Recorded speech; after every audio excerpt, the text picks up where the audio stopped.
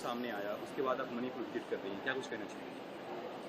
मणिपुर पिछले 3 महीनों से जल रहा है। मणिपुर से जिस तरीके के सेक्सुअल असॉल्ट के केसेस सामने आ रहे हैं वो बहुत ही ज़्यादा डराने वाले हैं। ऐसे में मैंने मणिपुर सरकार को पत्र लिखकर ये रिक्वेस्ट की थी कि मैं मणिपुर आना चाहती हूँ और वहाँ पर जो सेक्सुअल असॉल्ट की सर्वाइवर्स हैं उनसे मिलना चाहती हूँ और उनकी मदद करना चाहती हूँ। तो पहले तो मणिपुर सरकार ने मुझे बोला कि आ जाइए, फिर सडनली उनका मेरे पास एक पत्र आया जिसमें उन्होंने मुझे कहा है कि मुझे अपनी विजिट पोस्टपोन करने का उन्होंने सुझाव दिया है क्योंकि वहाँ पे लॉ एंड ऑर्डर प्रॉब्लम है। तो मणिपुर में लॉ एंड ऑर्डर प्रॉब्लम है, इसीलिए तो मैं मणिपुर जाना चाहती हूँ और वहाँ जितनी सेक्सुअल असॉल्ट सर्वाइवर्स हैं उनसे मैं मिलकर उनकी मदद करना चाहती हूँ। मुख्यमंत्री जी मणिपुर के खुद कह रहे हैं कि ऐसे कई 100 केसेस हुए हैं, तो उन सेक्सुअल असॉल्ट सर्वाइवर्स तक सरकार पहुँच पाई है या नहीं, उन तक कोई रिलीफ पहुँचा है या नहीं, वो किस तरीके के डर में जी रही हैं, वो उन तक काउंसलिंग पहुँची है, लीगल एड पहुँची है, कॉम्पनसेशन पहुँची है,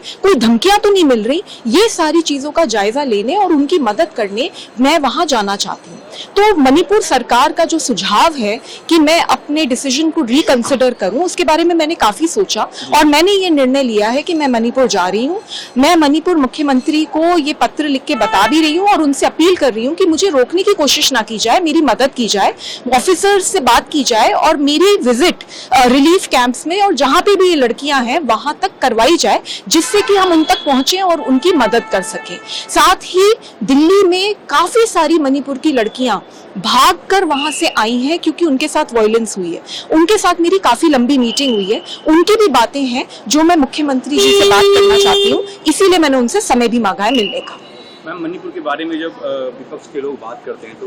सत्ता पक्ष के लोग ये कहते हैं कि आप बंगाल की बात क्यों नहीं करते, राजस्थान की बात क्यों नहीं करते? क्या स्वाति मालीवाल राजस्थान और बंगाल पे जाएंगे आने वाले समय में? जी बिल्कुल, अगर राजस्थान और बंगाल से इस तरीके के केसेस सामने आएंगे और वहां के मुख्यमंत्री ये बोलेंगे कि कई 100 केसेस हो रहे हैं और हम उनका कॉग्निजेंस नहीं ले पा रहे हैं, तो बिल्कुल मैं वहां पर भी जाऊंगी और मैं वहां पर एज एन एक्टिविस्ट जा रही हूँ, एज अ वुमन जा रही हूँ and I know that there is a risk involve. मैं फिर भी जा रही हूँ क्योंकि हम सब ने वो वीडियोस देखी हैं और वो वीडियोस दिल को बिल्कुल दहला देने वाली हैं और उन लड़कियों तक अभी तक मदद पहुंची है या नहीं और उन जैसी बहुत सारी जो लड़कियां और हैं उन तक मदद पहुंची है या नहीं, इसको जानने के लिए जा रही हूँ, सिर्फ मदद करने के लिए जा रही हूँ। मणिपुर सरकार को मैं भी आश्वासन दे रही हूँ कि मैं वहां पर कोई प्रॉब्लम क्रिएट करने नहीं जा रही, सिर्फ और सिर्फ उन लड़कियों तक पहुंचकर सरकार की भी मदद करूंगी और लड़कियों की भी मदद। मैम, हमने देखा राहुल गांधी जब मणिपुर विजिट किया तो प्रॉब्लम क्रिएट हुई थी वहाँ पे, अगर आपके साथ भी ऐसा होता है तो आप क्या करेंगे?